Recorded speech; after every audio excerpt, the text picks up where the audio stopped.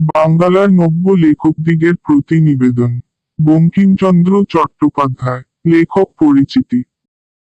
বঙ্কিমচন্দ্র চট্টোপাধ্যায় 1838 খ্রিস্টাব্দের 26শে জুন পশ্চিমবঙ্গের 24 পরগনার কাঁঠালপাড়া গ্রামে জন্মগ্রহণ করেন।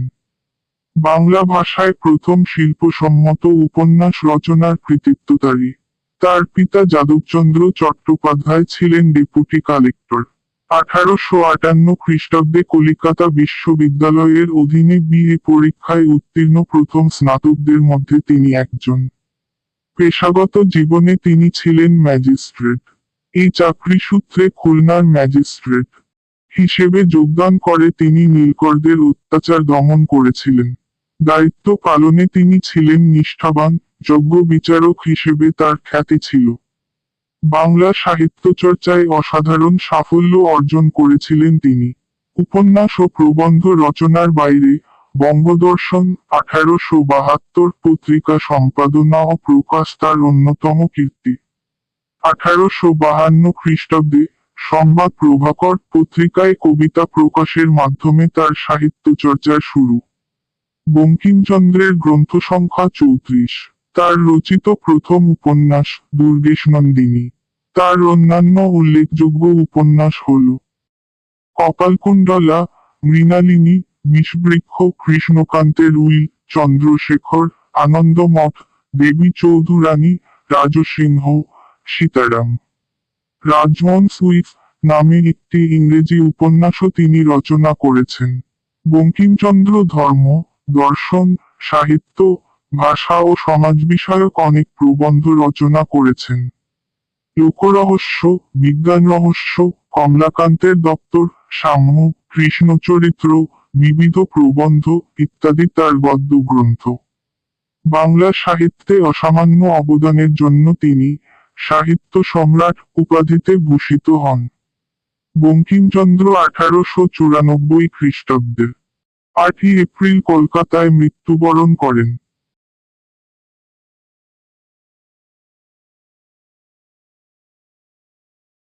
এক, যশের জন্য লিখিবেন না, তাহা হইলে যশ হইবে না, লেখাও ভালো হইবে না। লেখা ভালো হইলে যশ আপনি আসিবে। 2, টাকার জন্য লিখিবেন না। ইউরোপে এখন অনেক লোক টাকার জন্যই লেখে এবং টাকাও পায়, লেখাও ভালো হয়। কিন্তু আমাদের এখনো সেদিন হয় নাই। এখন অর্থের উদ্দেশ্যে লিখিতে গেলে লোকরঞ্জন প্রবৃত্তি প্রবল হইয়া পড়ে। এখন আমাদিগের দেশের সাধারণ পাঠকের রুচি ও শিক্ষা বিবেচনা করিয়া লোকরঞ্জন করিতে গেলে রচনা বিকৃত ও অনিষ্টকর হইয়া উঠে। 3, যদি মনে এমন বুঝিতে পারেন যে লিখিয়া দেশের বা মনুষ্য জাতির কিছু মঙ্গল সাধন করিতে পারেন অথবা সৌন্দর্য সৃষ্টি করিতে পারেন, তবে অবশ্য লিখিবেন। যাহারা অন্য উদ্দেশ্যে লেখেন, তাহাদিগকে যাত্রাওয়ালা প্রভৃতি নিজ ব্যবসায়ীদের সঙ্গে গণ্য করা যাইতে পারে। 4, যাহা অসত্য, ধর্মবিরুদ্ধ, পরনিন্দা বা পরপীড়ন বা স্বার্থ সাধন যাহার উদ্দেশ্য, সে সকল প্রবন্ধ কখনো হিতকর হইতে পারে না, সুতরাং তাহা একেবারে পরিহার্য।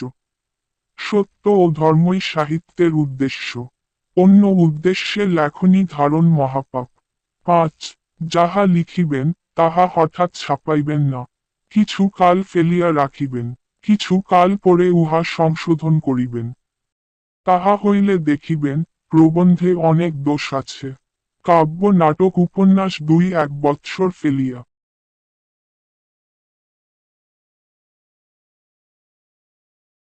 রাখিয়া তারপর সংশোধন করিলে বিশেষ উৎকর্ষ লাভ করে। যাহারা সাময়িক সাহিত্যের কার্যে ব্রতী, তাহাদের পক্ষে এই নিয়ম রক্ষাটি ঘটিয়া ওঠে না। এজন্য সাময়িক সাহিত্য লেখকের পক্ষে অবনতিকর। 6, যে বিষয়ে যাহার অধিকার নাই, সে বিষয়ে তাহার হস্তক্ষেপ অকর্তব্য। এটি সোজা কথা, কিন্তু সাময়িক সাহিত্যতে এই নিয়মটি রক্ষিত হয় না। 7, বিদ্যা প্রকাশের চেষ্টা করিবেন না। বিদ্যা থাকিলে তাহা আপনিই প্রকাশ পায়, চেষ্টা করিতে হয় না। বিদ্যা প্রকাশের চেষ্টা পাঠকের অতিশয় বিরক্তিকর এবং রচনার পরিপাট্যের বিশেষ হানিজনক। এখনকার প্রবন্ধে ইংরাজি, সংস্কৃত, ফরাসি, জার্মান কোটেশন বড় বেশি দেখিতে পাই। যে ভাষা আপনি জানেন না, পরের গ্রন্থের সাহায্যে সে ভাষা হইতে কদাচ উদ্ধৃত করিবেন না। আর অলঙ্কার প্রয়োগ বা রসিকতার জন্য চেষ্টিত হইবেন না। স্থানে স্থানে অলঙ্কার বা ব্যঙ্গের প্রয়োজন হয়। বটে, লেখকের ভাণ্ডারে এ সামগ্রী থাকিলে প্রয়োজন মতে আপনি আসিয়া পৌঁছিবে, ভাণ্ডারে না থাকিলে মাথা কুটিলেও আসিবে না। অসময়ে বা শূন্য ভাণ্ডারে অলঙ্কার প্রয়োগের বা রসিকতার চেষ্টার মতো কদর্য আর কিছুই নাই। নয়, যে স্থানে অলঙ্কার বা ব্যঙ্গ বড় সুন্দর বলিয়া বোধ হইবে, সেই স্থানটি কাটিয়া দিবে, এটি প্রাচীন বিধি। আমি সে কথা বলি না, কিন্তু আমার পরামর্শ এই যে, সে স্থানটি বন্ধুবর্গকে পুনঃ পুনঃ পড়িয়া শুনাইবে। যদি ভালো না হইয়া থাকে, তবে 2-4 বার পড়িলে লেখকের নিজেরই আর উহা ভালো লাগিবে না, বন্ধুবর্গের নিকট পড়িতে লজ্জা করিবে। তখন উহা কাটিয়া দিবে। 10. সকল অলঙ্কারের শ্রেষ্ঠ অলঙ্কার সরলতা। যিনি সোজা কথায় আপনার মনের ভাব সহজে পাঠককে বুঝাইতে পারেন, তিনিই শ্রেষ্ঠ লেখক। কেন না লেখার উদ্দেশ্য পাঠককে বুঝানো। 11. কাহারও অনুকরণ করিও না। অনুকরণে দোষগুলি অনুকৃত হয়, গুণগুলি হয় না। অমুক ইংরাজি বা সংস্কৃত বা বাঙ্গালা লেখক এইরূপ লিখিয়াছেন, আমিও এরূপ লিখি, এ কথা কদাপি মনে স্থান দিও না। 12. যে কথার প্রমাণ দিতে পারিবে না, তাহা লিখিও না। প্রমাণগুলি সংযুক্ত করা সকল সময়ে প্রয়োজন হয় না, কিন্তু হাতে থাকা চাই। 13. বাঙ্গালা সাহিত্য, বাঙ্গালার ভরসা। এই নিয়মগুলি বাঙ্গালার লেখকদিগের দ্বারা রক্ষিত হইলে বাঙ্গালা সাহিত্যের উন্নতি বেগে হইতে থাকিবে।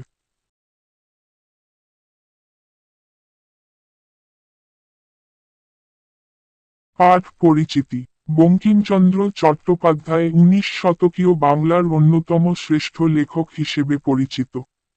বাঙ্গালার নব্য লেখকদিগের প্রতি নিবেদন রচনাটি প্রথম প্রকাশিত হয় প্রচার পত্রিকায় 1885 সালে। পরে এটি তার বিবিধ প্রবন্ধ নামক গ্রন্থের অন্তর্ভুক্ত হয়। সাধু রীতিতে লেখা এই প্রবন্ধটি আকারে ছোট হলেও চিন্তার মৌলিকত্বে অসাধারণ। বক্তব্যের তাৎপর্য বিচার করলে প্রবন্ধটির রয়েছে সর্বকালীন বৈশ্বিক আবেদন। নতুন লেখকদের প্রতি তিনি যে পরামর্শ এখানে উপস্থাপন করেছেন তার প্রতিটি বক্তব্যই পালনযোগ্য।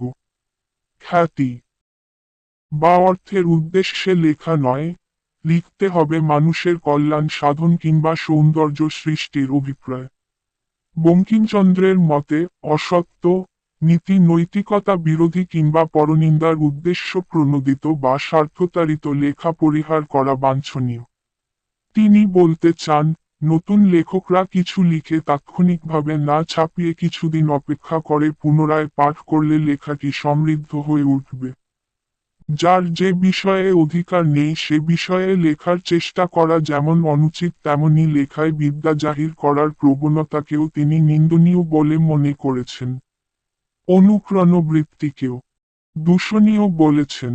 অনাবশ্যকভাবে লেখার সৌষ্ঠব বৃদ্ধি বা পরিহাস করার চেষ্টাও তার কাছে কাম্য নয়।